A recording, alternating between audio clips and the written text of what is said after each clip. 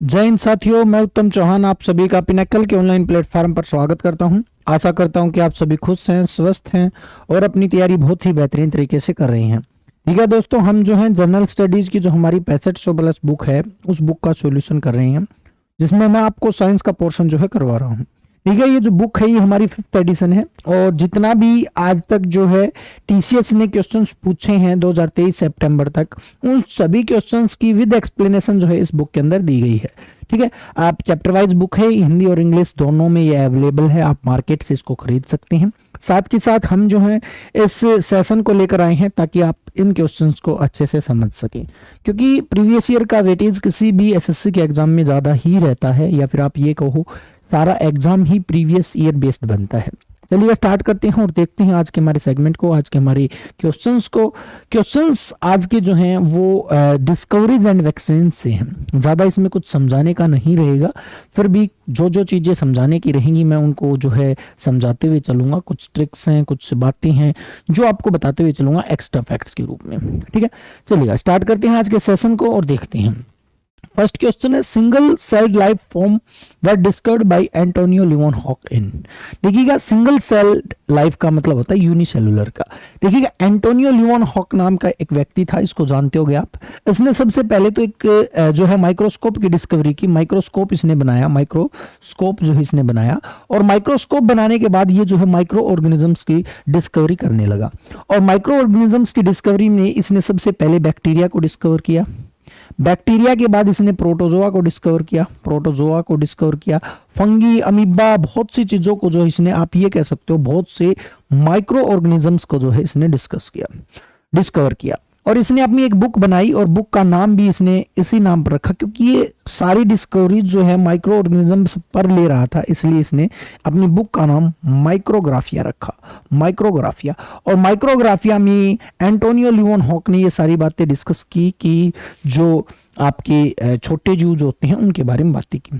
जब माइक्रोस्कोप से इसने बैक्टीरिया को देखा तो इसने पाया कि यार ये जो बैक्टीरिया है इसके पास केवल एक ही सेल है, मतलब इसके पास केवल सिंगल सेल है।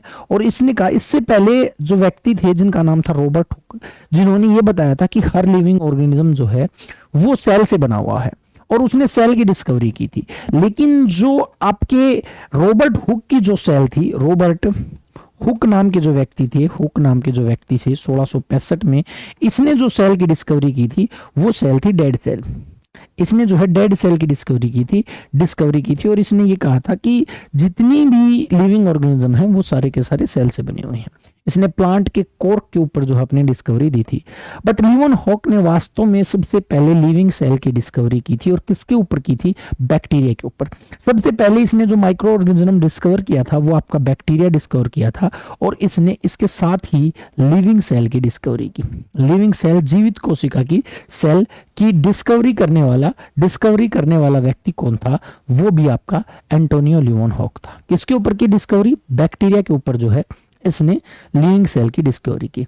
और सिंगल सेल ऑर्गेनिज्म यानी कि यूनिसेलुलर ऑर्गेनिज्म के बारे में इसने बताया कि कुछ ऑर्गेनिज्म ऐसे भी होते हैं जो बहुत छोटे होते हैं, देखने में केवल एक ही सेल होते हैं। देखिएगा, मैं भी एक लिविंग ऑर्गेनिज्म हूं, आप भी हो, जितने पशु आप देख रहे हो सभी लिविंग ऑर्गेनिज्म है। ये सारे के सारे लाखों, अरबों, करोड़ों सेलों से मिलकर बने हुए हैं। लेकिन कुछ जीव ऐसे भी हैं, बहुत छोटे हैं, यहाँ पर भी मौजूद हैं, दिखते नहीं हैं आपको, हर जगह मौजूद हैं, जिनको हम बैक्टीरिया कहते हैं, और वो सिंगल सेल के होते हैं, केवल एक ही सेल से अपने आप को कंप्लीट लिविंग ऑर्गेनिज्म जो है मानते हैं।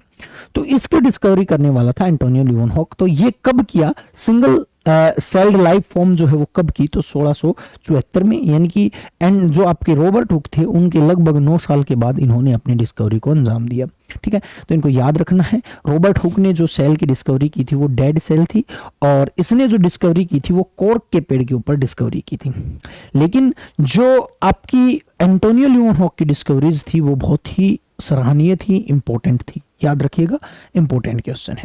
नेक्स्ट क्वेश्चन की तरफ चलते हैं। क्वेश्चन बेहतरीन है आज वाले, सारे के सारे क्वेश्चन कुछ चीजें हैं जो एक्स्ट्रा देखने को मिलेंगे। In which year did E Gorter and F Frederick Mac, यानी कि जो आपके ग्रेंडल जो make a breakthrough by examining the surface area of lipids and concluded that the lipid surface surrounding cells must be of 2 layers. Question अच्छा है, question दो बनते हैं यहाँ पर। पहला क्वेश्चन ये बनता है कि वसा यानी कि लिपिड की सतह क्षेत्रफल की जांच करके एक बड़ी सफलता हासिल किसने की, और दूसरा क्वेश्चन ये बनता है कि वसा जो है 2 परतों वाली होनी चाहिए, ये बात किसने बताई। ठीक है, 2 क्वेश्चन बनते हैं। पहले वसा सतह 2 परतों वाली होनी चाहिए ये, और वसा के सतह क्षेत्रफल की जांच जो है वो किसने की, वो आपके गोर्टर और ग्रेंडल ने की। पहला क्वेश्चन ये बनता है। कब की ये जो है डिस्कवरी, ये आपसे क्वेश्चन पूछा जा सकता है। तो ये जो डिस्कवरी जो की गई थी वो 1925 में की गई थी। तो लिपिड की लेयर या सरफेस की डिस्कवरी किसने की, पहला क्वेश्चन गोर्टर एंड ग्रेंडल। गोर्टर एंड ग्रेंडल यानी कि जी कर लेना, ये जो आपका जी नाम के 2 व्यक्ति थे, जी एंड जी, गोर्टर एंड ग्रेंडल, इन दोनों ने मिलकर आपकी किसकी डिस्कवरी की, वसा के सतह क्षेत्रफल की डिस्कवरी की। नेक्स्ट क्वेश्चन देखिएगा, इंपॉर्टेंट क्वेश्चन ये भी है। In which year did an American cytologist named Tjio publish research finding that defined 2n यानी कि 46 as the exact number of human chromosome, यानी कि ह्यूमन क्रोमोसोम के पास जो है 46 गुणसूत्र पाए जाते हैं। ये डिस्कवरी किसने की, और ये जो 46 जो हैं ये पेयर के अंदर पाए जाते हैं, यानी कि 2n में पाए जाते हैं, यानी कि मेल और फीमेल के, मेल के 23 और फीमेल के जो है 23 ऐसे पाए जाते हैं। इस चीज की डिस्कवरी पहली बात तो किसने की, पहला क्वेश्चन तो बन गया ये डिस्कवरी की जो हिन जियो ने। किसने, जो हिन जियो, नाम याद रखिएगा, जो हिन जियो। ठीक है, जो हिन जियो नाम के व्यक्ति ने सबसे पहले क्रोमोसोम 46 होते हैं ह्यूमन बॉडी में, इस चीज की डिस्कवरी की, और ये पेयर में होते हैं, 23 मेल के और 23 जो है फीमेल के होते हैं। ये डिस्कवरी किसने की, तो ये आपके जो हिन जियो ने की। कब की, 1956 में की। इंपॉर्टेंट है भाई, क्रोमोसोम जेनेटिक सब्सटेंस है जो कैरेक्टरिस्टिक्स को बनाता है, माता पिता की जितनी भी प्रॉपर्टीज जो होती हैं वो बच्चों के अंदर लेके आता है। इंपॉर्टेंट है क्रोमोसोम्स, ये मैं आपको पहले समझा चुका हूं, इसलिए यहां पर अब मैं आपको नहीं बताऊंगा। नेक्स्ट क्वेश्चन की तरफ चलते हैं। In which year did Walther Flemming coined the term chromatin और the stained substance found in cell nucleus, यानी कि सबसे पहले तो आपको ये बात याद रखना, वाल्थर फ्लेमिंग ने जो है कोशिका के केंद्रक में पाए जाने वाला जो रंगीन पदार्थ है जिसको हम बोलते हैं क्रोमेटिन, और एक बात याद रखना, इन क्रोमेटिन के ऊपर ही कौन पाए जाते हैं, क्रोमोसोम पाए जाते हैं। बहुत इंपॉर्टेंट क्वेश्चन है, ये पूछ लिया जाता है। क्रोमोसोम कहां पाए जाते हैं, न्यूक्लियस में। कहां पाए जाते हैं, न्यूक्लियस में, और न्यूक्लियस के कहां पर, क्रोमेटिन के ऊपर। और न्यूक्लियस के क्रोमेटिन की डिस्कवरी किस ने की, तो आपके फ्लेमिंग ने की, वेल्डर फ्लेमिंग ने जो है इसकी डिस्कवरी की। क्वेश्चन एक बचता है, कब की। 3 क्वेश्चन हमें पता चल गए कि क्रोमेटिन कहां पाए जाते हैं, सेल के न्यूक्लियस में। दूसरा क्वेश्चन, क्रोमोसोम कहां पाए जाते हैं, क्रोमेटिन के ऊपर। तीसरा क्वेश्चन, क्रोमेटिन की डिस्कवरी किसने की, वेल्डर फ्लेमिंग। चौथा क्वेश्चन, कब की, तो ये की 1879 के अंदर। 1879 के अंदर जो है ये डिस्कवरी की गई। बहुत इंपॉर्टेंट है, ये सेल है, ये सेल के अंदर न्यूक्लियस बड़ा बना दिया मैंने, और इसके अंदर क्रोमेटिन जालिका पाई जाती हैं जिनके ऊपर आपके क्रोमोसोम होते हैं। तो इन क्रोमेटिन की डिस्कवरी आपके जो है फ्लेमिंग ने की। नेक्स्ट क्वेश्चन देखिएगा, Which ecologist is famous for studying plant life in the Indiana dunes in 1896? यानी कौन सा जो है आपका पारिस्थितिकीविद है जिसने 1896 में इंडियाना ड्यून्स में पादपों के जीवन का अध्ययन किया। ये भी इंपॉर्टेंट है, बहुत ज्यादा इंपॉर्टेंट है, आपको डायरेक्ट याद रखना है, एज ए फैक्ट के रूप में याद रखना है कि plant life in Indiana dunes, यानी कि प्लांट लाइफ को इंडियाना ड्यून्स में जो डिस्कस करने वाला जो साइंटिस्ट था वो कौन था और कब किया, ये जो 1896 में किया। और किसने किया, तो ये आपकी हेनरी चांडलर काउल्स ने किया। हेनरी चांडलर काउल्स नाम के व्यक्ति ने जो है ये किया। C is the right answer. Fact के लिए याद रखोगे, फैक्ट है, इसमें ज्यादा और कुछ समझाने का नहीं है, बस इतना ही आपको याद रखना है। नेक्स्ट क्वेश्चन देखिएगा, Which among the following are commonly known as blood thinners? Blood thinners, thinner का मतलब क्या होता है, रक्त को पतला बनाने वाले। थिनर का मतलब क्या होता है, कोई भी चीज, जैसे हम पेंट है, पेंट के अंदर थिनर मिलाते हैं ताकि पेंट जो है वो पतला हो जाए। ठीक है। तो किसी भी चीज को पतला बनाने के लिए, यानी कि ब्लड को पतला बनाने के लिए ब्लड थिनर का काम कौन करती हैं? तो देखिएगा, एंटीबायोटिक। एंटीबायोटिक तो बैक्टीरिया को मारती हैं, एंटीबॉडीज जो हैं वो आपके डिजीज को मारती हैं। ये खत्म करो इनको, ये थिनर थनर का काम कुछ नहीं करेंगे। अब दो बचते हैं कि एंटी केगिंग, एक एंटी कोगुलेशन। देखो भाई, यहां पर कोगुलेशन का मतलब क्या होता है, कोगुलेशन का मतलब क्या होता है, फिर एंटी कोगुलेशन पर चलेंगे हम, ठीक है। राइट आंसर तो आपको पता चल ही गया, कोएगुलेशन क्या होता है। देखिएगा, रक्त का जमना जो है, शरीर के अंदर रक्त का जमना कोएगुलेशन कहलाता है, शरीर के बाहर रक्त का जमना ब्लड क्लॉटिंग कहलाता है। बहुत इंपॉर्टेंट फैक्ट है। एक होता है कोएगुलेशन, एक होता है ब्लड क्लॉटिंग। दोनों में फर्क है। शरीर के बाहर, ये इंपॉर्टेंट है, शरीर के बाहर, शरीर के अंदर, शरीर के अंदर रक्त का जमना, शरीर के बाहर रक्त का जमना, शरीर के अंदर ब्लड का जमना और शरीर के बाहर ब्लड का जमना, इन दोनों बातों में फर्क है भाई, ठीक है। तो शरीर के अंदर रक्त का जमना कोएगुलेशन कहलाता है और शरीर के बाहर रक्त का जमना क्या कहलाता है, ब्लड क्लॉटिंग कहलाता है।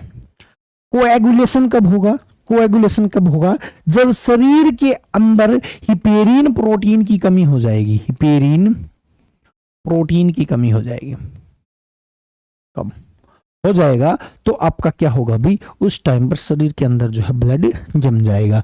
और इधर ब्लड क्लॉटिंग किसकी वजह से होती है, तो ब्लड क्लॉटिंग के लिए बहुत सी चीजें रिस्पॉन्सिबल होती हैं, मैं आपको बता चुका हूं।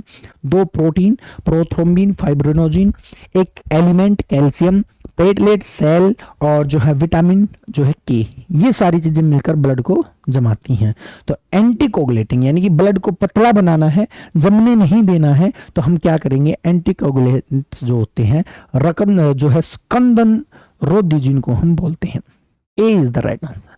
नेक्स्ट क्वेश्चन देखिएगा, Who among the following was the first biological who discovered cell? कौन सा था जिसने पहली बार सेल की डिस्कवरी की? तो आपका जो रॉबर्ट हुक था। 3-4 क्वेश्चन देखिएगा। पहली बार सेल की डिस्कवरी किसने की, रॉबर्ट हुक ने की। कब की, 1665 में की। दूसरा क्वेश्चन आपसे पूछ सकता है 1665 में की। तीसरा क्वेश्चन ये आपसे पूछ सकता है कि ये सेल कैसी थी, तो आपसे पूछ सकता है डेड सेल थी ये, या फिर आपसे ये पूछ सकता है डेड सेल की डिस्कवरी की। तीसरा क्वेश्चन ये पूछ सकता है किसके ऊपर की, तो प्लांट के कोर्क के ऊपर की, प्लांट की छाल के ऊपर ये जो है डिस्कवरी की गई। चौथा क्वेश्चन, रॉबर्ट हुक की बुक का नाम क्या था, तो secret of nature. Secret of nature जो है, नेचर जो है ये आपकी बुक का नाम था किसका भी, रॉबर्ट हुक की। इंपॉर्टेंट है 4-5 फैक्ट जो मैंने आपको बताए हैं रॉबर्ट हुक के बारे में। दोबारा बता देता हूं, 1665 में पहली सेल डिस्कवर की, लेकिन वो डेड थी क्योंकि प्लांट के कोर के ऊपर डिस्कवर की गई थी। बुक इसने सीक्रेट ऑफ नेचर के नाम से बनाई है। इंपॉर्टेंट है ये सारे के सारे, ठीक है। यहाँ पर जो आपका मेंडल साहब हैं, ये जो मेंडल हैं, इन्होंने जेनेटिक्स को दिया है, किसको दिया है, जेनेटिक के फादर कहलाते हैं, जेनेटिक्स को दिया है इन्होंने। और जो आपके डार्विन है, इन्होंने इवोल्यूशन को दिया है। इवोल्यूशन का मतलब विकासवाद, जिसको हम बोलते हैं changement in human body structure या लाइफ साइकिल, किसी भी चीज में चेंज होना, तो विकासवाद को देने वाला व्यक्ति डार्विन है। जेनेटिक यानी कि आनुवांशिकता को देने वाला, मटर के पौधे के ऊपर जेनेटिक्स को समझा दिया था आपके मेंडल ने। बहुत इंपॉर्टेंट साइंटिस्ट हैं आपके मेंडल, ठीक है। नेक्स्ट क्वेश्चन पर चलते हैं। Which of the following was the first B vitamin discover in 1897? तो पहली बात तो फर्स्ट बी का मतलब होता है B1 विटामिन, और B1 का नाम है रथ एक टॉफी। थ का मतलब थाइमीन, थ का मतलब thiamine is the right answer. ये हम कर चुके हैं, इसको ज्यादा एक्सप्लेन करना मैं नहीं चाहूंगा, क्योंकि जो ज्यादा इन चीजों को जो है टाइम खराब करने में कोई मतलब नहीं बनता। तो डी इसका राइट आंसर होगा। नेक्स्ट क्वेश्चन देखिएगा, who explain the structure and reproductive system of algae in 1935? Algae के अंदर रिप्रोडक्टिव सिस्टम और इसका स्ट्रक्चर देने वाला व्यक्ति जो था वो कौन था, ये क्वेश्चन आपसे पूछा है। इसको भी आप एज ए मतलब फैक्ट आप याद रखोगे तो दी बेस्ट रहेगा। तो रिप्रोडक्शन इन एल्गी, एल्गी के अंदर रिप्रोडक्शन देने वाले व्यक्ति जो थे वो आपके F.E. फ्रिक थे। कौन थे भी? F.E. फ्रिक नाम के व्यक्ति जो थे, इनको याद रखना है, इंपॉर्टेंट है। ठीक है, कैरोलन लीनियस जो ना, कैरोलन लीनियस को भी याद रखिएगा, इंपॉर्टेंट है। Carolus Linnaeus father of biology taxonomy कहते हैं, फादर ऑफ टैक्सोनॉमी। टैक्सोनॉमी का मतलब टैक्सोनॉमी, ये जो क्लासिफिकेशन दे रखे ना, एनिमल किंगडम, प्लांट किंगडम, फलाना डिकड़ा, फाइलम वाइलम, ये सारी चीज इसी ने दी है। जितने भी प्लांट या जितने भी ऑर्गेनिज्म है उन सभी का नोमेनक्लेचर देने वाले व्यक्ति, नोमेनक्लेचर देने वाले यानी कि नाम देने वाले, जैसे ह्यूमन का होमो सैपियंस होता है, ये सारे नाम देने वाला व्यक्ति भी कौन था? कैरोलन लीनियस था। इंपॉर्टेंट है कैरोलन लीनियस की ये दो बात, कि बायोलॉजी को वर्गीकृत किसने किया? लीनियस ने। बायोलॉजी के नाम किसने दिए? लीनियस ने। नेक्स्ट क्वेश्चन को देखते हैं। क्वेश्चन है कि a renowned scientist observed that the presence of green mould prevented the growth of bacteria. Who is the scientist and which discovered the observation lead? Question है कि हरी फफूंदी जो है उसकी क्या भी एक प्रसिद्ध वैज्ञानिक ने देखा कि हरी फफूंदी की उपस्थिति में जीवाणुओं के विकास को रोका जा सकता है। यानी कि हरी फफूंदी के ऊपर, यानी कि फंगी से किसकी डिस्कवरी की? एंटीबायोटिक की डिस्कवरी की। याद रखिएगा, किससे भी? फंगी से। यहां पर मैं लिख रहा हूं फंगी यानी कि कवक से, फंगी या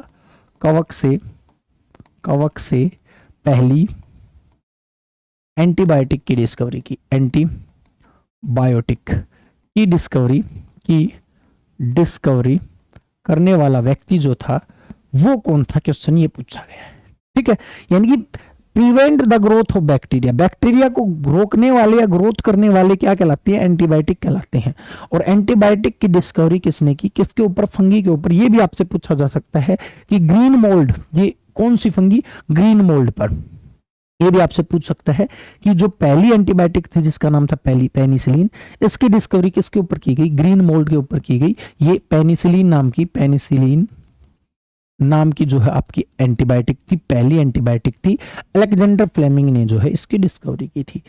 अलेक्जेंडर फ्लेमिंग ने चिकन पॉक्स की डिस्कवरी की नहीं, ये तो जेनर ने की थी। किसने की थी? जेनर ने जो है चिकन पॉक्स की पहली वैक्सीन कौन सी थी? चिकन पॉक्स की थी। किसने की? जेनर ने डिस्कवरी की। एडवर्ड जेनर ने चिकन पॉक्स की डिस्कवरी की, ठीक है। ये एडवर्ड जेनर ने पेनिसिलिन की नहीं की, पेनिसिलिन की अलेक्जेंडर फ्लेमिंग ने की। तो D is the right answer. Question को थोड़ा घुमाया गया है, कुछ इसमें था नहीं और क्वेश्चन को ऐसे घुमा दिया गया, डायरेक्ट ऐसे पूछ लेता कि पहली एंटीबायोटिक की डिस्कवरी किसने की, तो आप चुटकियों में इसका आंसर दे देते। बट एग्जामिनर ने इसको थोड़ा अटपटाया है, घुमाया है और डी इसको आंसर बनाया है। नेक्स्ट देखिएगा, which ecologist research provided a revolutionary new insights into how energy and nutrients move through the ecosystem। देखिएगा, मैं फूड चेन आपको करवा चुका हूं कि फूड चेन या इकोसिस्टम के अंदर, इकोसिस्टम क्या है? इकोसिस्टम का मतलब है कि जितने भी लिविंग ऑर्गेनिज्म इस धरती पर रह रहे हैं वो एक दूसरे पे कैसे डिपेंड कर रहे हैं, किसको खा रहे हैं, कितनी एनर्जी मिल रही है, मतलब उन सभी की नॉलेज है, इकोसिस्टम है। तो इकोसिस्टम के अंदर एनर्जी और न्यूट्रिएंट का फ्लो बताने वाले व्यक्ति का नाम क्या था? तो इसको हम बोलते हैं एनर्जी लॉ। क्या बोलते हैं? Energy law. Energy law.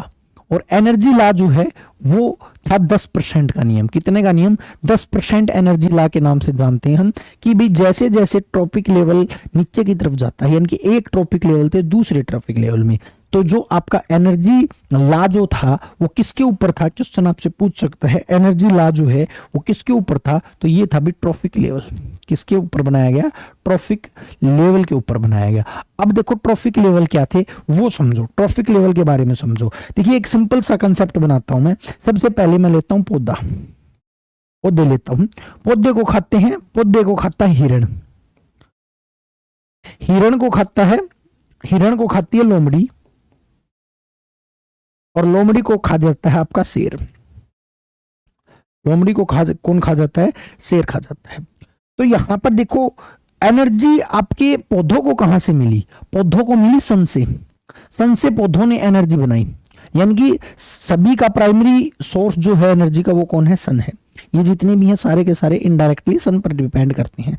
हालांकि सन पर पौधे डिपेंड करते हैं, लेकिन पौधों पर हिरण यानी कि शेर भी कहीं ना कहीं सन पर डिपेंड करता है, क्योंकि सन नहीं होगा तो पौधे नहीं होंगे, पौधे नहीं होंगे तो ये जो फूड चेन जो है वो टूट जाएगी। सिंपल सी बात है। तो यहाँ पर जो आपकी ये जो फूड चेन बनी है, तो इसमें जो पौधे हैं, जो प्लांट जो हैं आपके, ये आपके प्रोड्यूसर कहलाएंगे, उत्पादक कहलाएंगे, प्रोड्यूसर कहलाएंगे। प्रोड्यूसर का मतलब जो फूड बनाते हैं किसी के लिए, और जो प्लांट को खाएंगे उनको हम कंज्यूमर कहेंगे। क्या कहेंगे? कंज्यूमर कहेंगे। और कंज्यूमर भी कौन से? Primary consumer. और जो आपके मतलब जो प्लांट खाने वाले यानी कि मांसाहारी हैं, जो मांसाहारी हैं, उनको क्या कहेंगे? हम सेकेंडरी कंज्यूमर कहेंगे। और जो इन सेकेंडरी को यानी कि जिनको हम टॉप मांसाहारी कह सकते हैं, इनको हम टर्सरी कंज्यूमर कहेंगे। यहां पर ट्रॉफिक लेवल क्या बने? ट्रॉफिक लेवल ये बने सर जी कि ये जो है आपका फर्स्ट ट्रॉफिक लेवल है, ये जो है आपका फर्स्ट ट्रॉफिक है। ट्रॉफिक लेवल जो है फर्स्ट कौन सा है? तो ये आपका पौधे जो है पहला लेवल बना। दूसरा ट्रॉफिक लेवल जो बना, सेकंड ट्रॉफिक लेवल जो बना, वो कौन बना? आपके प्राइमरी कंज्यूमर। या फिर आप ये कह सकते हो पौधे जो हैं ये ऑटोट्रोपिक हैं।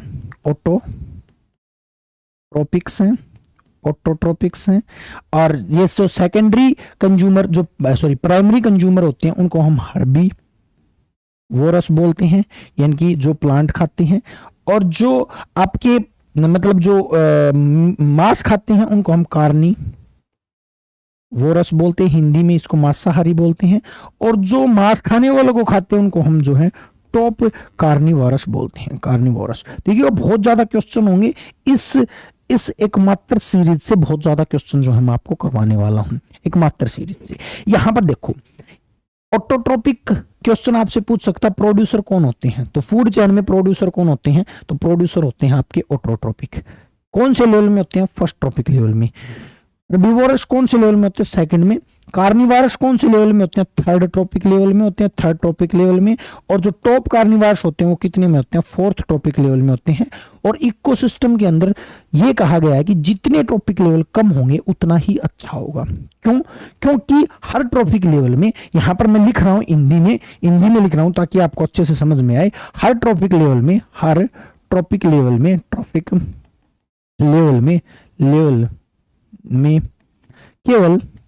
केवल 10% ऊर्जा का ही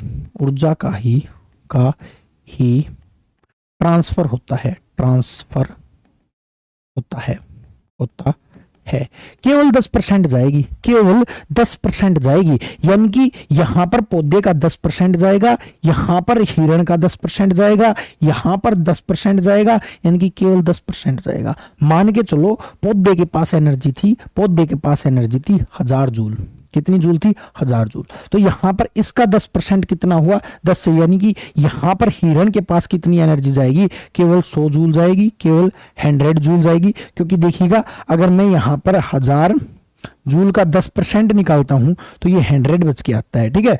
और जब इसका 10% आएगा तो इसके पास केवल व केवल कितनी रह जाएगी? 10 जूल जाएगी। और इसके पास केवल 1 जूल जाएगी, यानी कि हर ट्रॉपिक लेवल पर एनर्जी कम हो जाएगी। हर ट्रॉपिक लेवल पर एनर्जी क्या हो जाएगी? कम हो जाएगी। 1 मिनट रुकिएगा भाई, यहां पर 10 जूल, 1000 जूल, यहां पर 1 जूल बचेगी भाई, 1 जूल बचेगी, यानी कि यहां पर जो है कम होती जाएगी एनर्जी।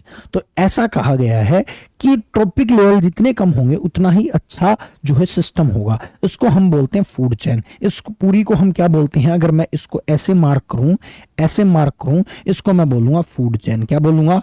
फूड चेन जो है इसको बोलूंगा, फूड चेन के नाम से इसको जानूंगा। एक बात याद रखिएगा, यहां पर इंपॉर्टेंट फैक्ट याद रखिएगा, केवल एनर्जी सूर्य में ऊर्जा का केवल 1%, सूर्य से पौधे 1%, पौधों को केवल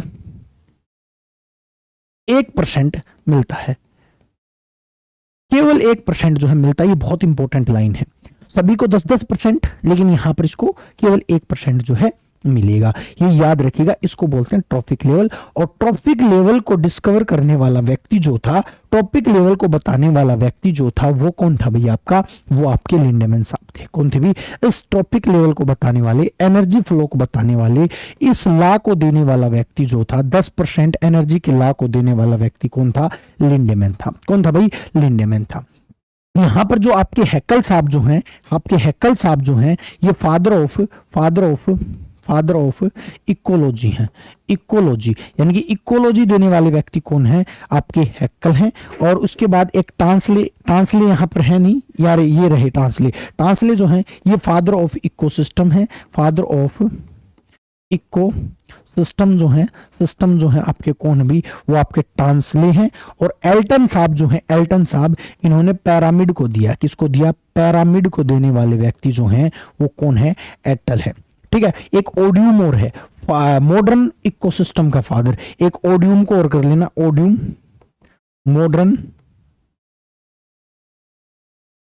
मॉडर्न इकोसिस्टम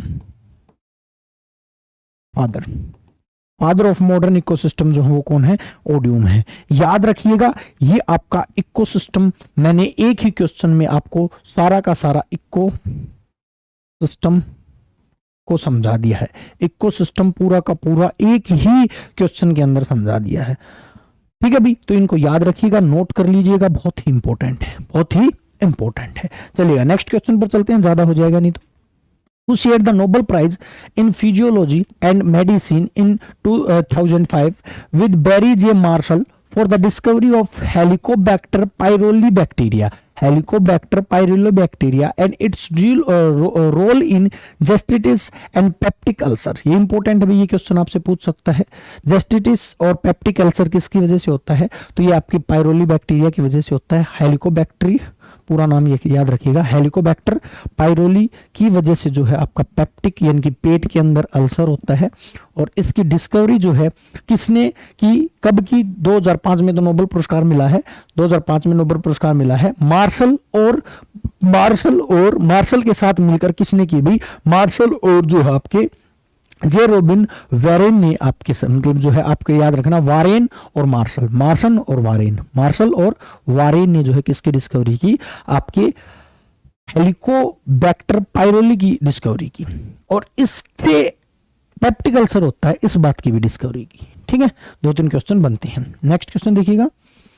इन 1857 रिवॉल्यूशन टाइम है तो, who was the first of experimentally demonstrate that the yeast responsible for making alcohol, यानी कि शुगर से अल्कोहल बनती है, इसको बताने वाला। और इस प्रोसेस को हम क्या कहते हैं? फ्रेगमेंटेशन बोलते हैं।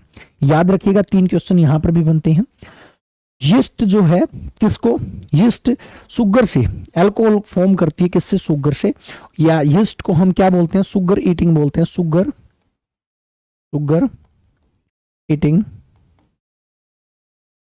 ईटिंग फंगस बोलते हैं। और ये ही क्या करती है?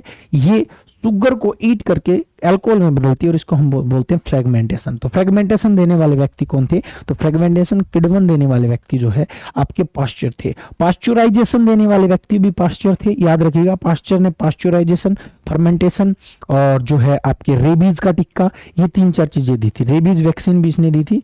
रेबीज वैक्सीन जो है, वैक्सीन भी दी इसने, पास्चुराइजेशन भी दिया, ठीक है, फर्मेंटेशन भी दिया। ये सारे के सारे जो है इसी ने दिए थे। चलिएगा नेक्स्ट क्वेश्चन पर चलते हैं। With whom did Camillo Golgi receive the Nobel Prize in 1906 for the work on the structure of the nervous system? यानी कि नर्वस सिस्टम पर काम करने के लिए, पहला बात तो ये बात याद रखिएगा, नर्वस सिस्टम पर स्ट्रक्चर ऑफ नर्वस सिस्टम पर को किसने दिया? स्ट्रक्चर ऑफ नर्वस सिस्टम किसने दिया? गोल्गी। और दूसरे व्यक्ति का नाम क्या है? तो गोर्गी। और जो आपका याद रखिएगा, गोर्गी के साथ थी हमारी काजल। अजय देवगन के साथ नहीं थी काजल, किसके साथ थी? गोर्गी के साथ थी। जब बात थी दिमाग की, दिल की थी, दिल तो किसके साथ था? अजय देवगन के साथ। लेकिन गोल्गी के साथ कौन थी? काजल। किसके साथ थी? काजल। याद रखिएगा, काजल, SR काजल जो है और आपके गोल्गी जो हैं, इन दोनों ने मिलकर स्ट्रक्चर ऑफ नर्वस सिस्टम दिया था। नर्वस सिस्टम यानी कि ब्रेन वगैरह सारा सिस्टम। ठीक है, याद रखिएगा, नोबेल पुरस्कार इनको मिला था। नेक्स्ट क्वेश्चन देखिएगा।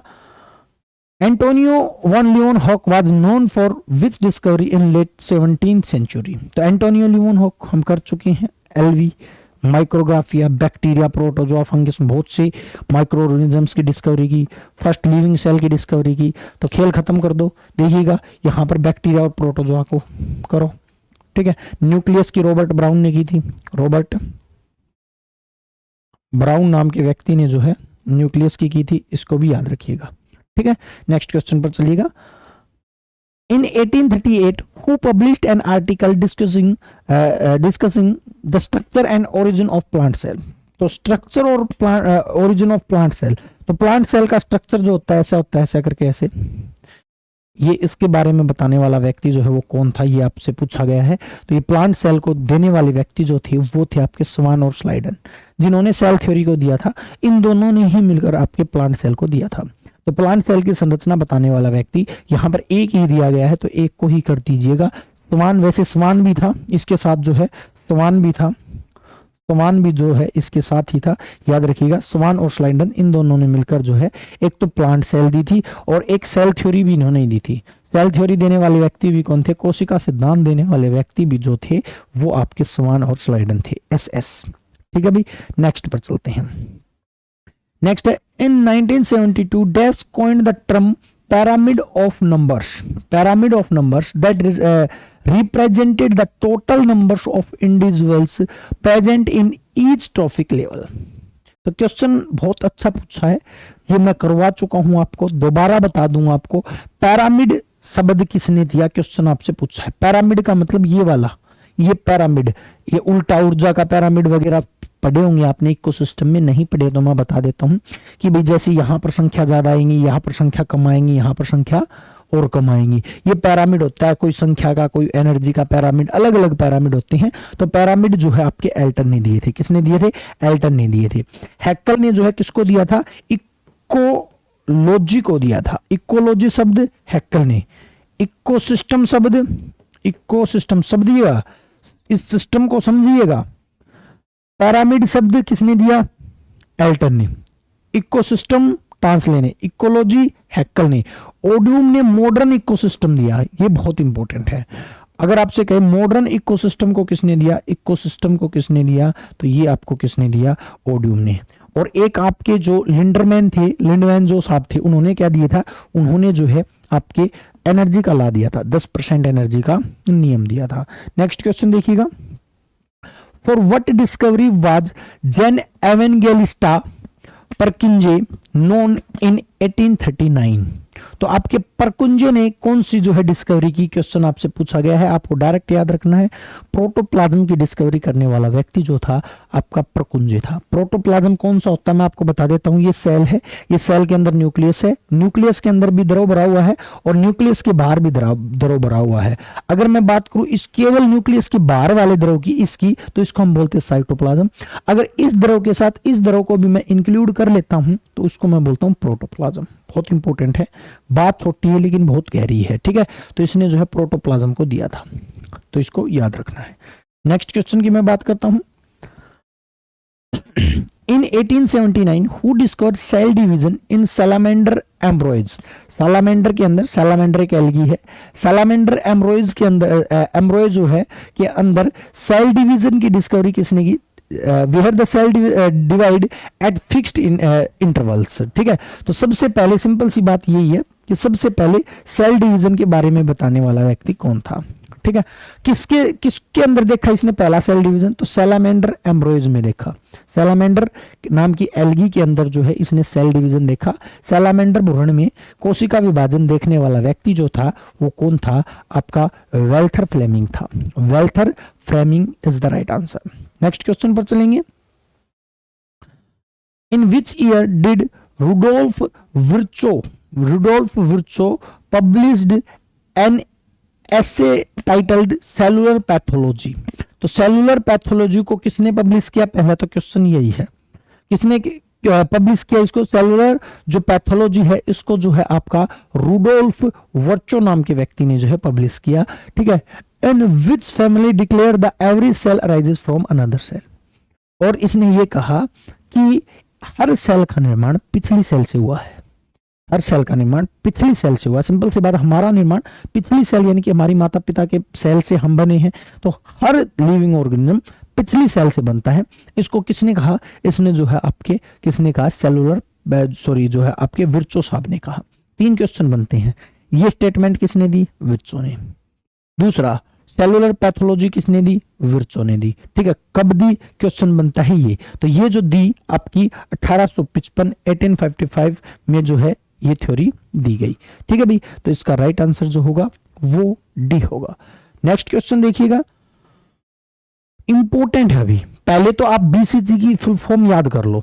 BECIL Calmette Guerin, Bacille Calmette Guerin is vaccine for, किसके लिए? बीसीजी का टिक्का किससे? ट्यूबरक्लोसिस, टीबी के लिए जो है आपका कौन सा टिक्का लगाया जाता है? आपका बीसीजी का टिक्का लगाया जाता है। ये दोनों के दोनों साइंटिस्ट के नाम है, कैलमेट और ग्यूरिन। कैलमेट और ग्यूरिन 2 साइंटिस्ट थे जिन्होंने मिलकर टीबी के पहले टिक्के की डिस्कवरी की, जिसका नाम था बीसीजी का टिक्का। आज भी टीबी का टिक्का बीसीजी के नाम से ही लगता है। Full form Bacille Calmette Guerin. Important है, पूछ ली जाती है। ठीक है, नेक्स्ट देखिएगा, who among the following developed the cholera vaccine. Cholera vaccine, हैजे की वैक्सीन जो है किसने डिस्कवर की? सबसे पहले तो आपका जेनर साहब जो थे वो उन्होंने चिकन पॉक्स की डिस्कवरी, चिकन पॉक्स वैक्सीन बनाई थी। फर्स्ट वैक्सीन थी ये। कोई भी वैक्सीन में फर्स्ट वैक्सीन जो थी वो आपकी चिकन पॉक्स की वैक्सीन थी, इसको याद रखिएगा। उसके बाद आपका जो साल्क जो साहब है, इन्होंने पोलियो की वैक्सीन दी। पोलियो वैक्सीन देने वाले व्यक्ति जो थे वो आपके कौन थे? साल्क थे। और जो आपके कैलमेटे जो थे, कैलमेटे अभी अभी अपन ने किया था, तो इन्होंने बीसीजी का टिक्का जो है इन्होंने दिया था। एक बचता आपका फेरान, और फेरान ने किसका टिक्का दिया? कोलेरा का। ठीक है, पास्चर ने आपके रेबीज का टिक्का दिया था। ये बात आप याद रखिए, कुछ टिक्के हैं, कुछ वैक्सीन हैं जो पूछ ली जाती हैं। नेक्स्ट क्वेश्चन देखिएगा, who discover the small pox. ठीक है, स्मॉल पॉक्स, 1 मिनट रुकिएगा भाई, यहां पर मैंने चिकन पॉक्स कर दिया क्या? स्मॉल पॉक्स करना भाई, चिकन पॉक्स स्मॉल पॉक्स एक ही बात है वैसे तो, फिर भी लिख लेना स्मॉल पॉक्स। ठीक है, स्मॉल पॉक्स जो है वो किसने दिया? आपके मैंने बता दिया है। तो स्मॉल पॉक्स देने वाला व्यक्ति जो था वो कौन था? जेनर था। पहली वैक्सीन थी, फर्स्ट वैक्सीन थी। साल्क ने पोलियो दिया, पोलियो की वैक्सीन दी। पास्कल ने रेबीज की वैक्सीन दी, और जेनर ने आपकी जो है स्मॉल पॉक्स की दी, और जो है आपके कैलमेटे साहब जो थे उन्होंने बीसीजी की दी। ठीक है, इन सभी यानी कि टीबी की दी, टीबी की। ठीक है, तो इनको याद रखिएगा, इंपॉर्टेंट है, ये चारों पूछे जाते हैं। Next question, who discover the TB vaccine. Tuberculosis vaccine BCG हम कर चुके हैं, दोबारा ना करना पड़े तो साल्क नहीं आएगा, साल्क ने पोलियो दिया था। और कैलमेटे एंड ग्यूरिन, तो इसका आता भी बेसिन कैलमेटे एंड ग्यूरिन पूरी बीसीजी की फुल फॉर्म है, BCG, BECIL Calmette and Guérin जो है इसकी फुल फॉर्म है, याद रखिएगा। और जो आपके पास्चर साहब जो हैं इन्होंने रेबीज के जो वैक्सीन जो है उसको दिया है। नेक्स्ट और आज का हमारा लास्ट क्वेश्चन है, onion produce the chemical irritation known as the syn propanethial S oxide. याद रखिएगा, syn propanethial S oxide. जब हम किसी भी प्याज को काटते हैं तो ये कंपाउंड निकलता है। This stimulates the eyes dash gland which release the tear. Question एक ही है, टीयर को रिलीज करने वाली ग्लैंड को हम क्या कहते हैं? लैक्रिमल ग्लैंड कहते हैं। खेल खत्म। क्या कहते हैं? लैक्रिमल ग्लैंड कहते हैं जो टीयर को रिलीज करती है। आंसू कहां से निकलते हैं? लैक्रिमल से निकलते हैं। तो ये था भी आज का अपना रंगारंग कार्यक्रम जो हमने जो है खत्म कर लिया है। क्वेश्चंस दमदार थे, शानदार थे। कुछ क्वेश्चंस में मतलब जो समझाने के थे वो मैंने समझाए थे, जो जहां पर कुछ समझाने का ही नहीं था तो मैंने उनमें कुछ किया नहीं। ठीक है भाई, तो यहाँ पर आपके लिए मैंने क्वेश्चंस के अंदर एक थ्योरी बहुत ज़्यादा इंक्लूड की है, वो है इकोसिस्टम। आपको इकोसिस्टम को अच्छे से पढ़ लेना है, इकोसिस्टम से क्वेश्चन आते हैं। ठीक है, आज के लिए इतने ही करेंगे और मिलेंगे हमारे नेक्स्ट लेक्चर के साथ। चाहेंगे जाने की अनुमति। जय हिंद साथियों, जय भारत।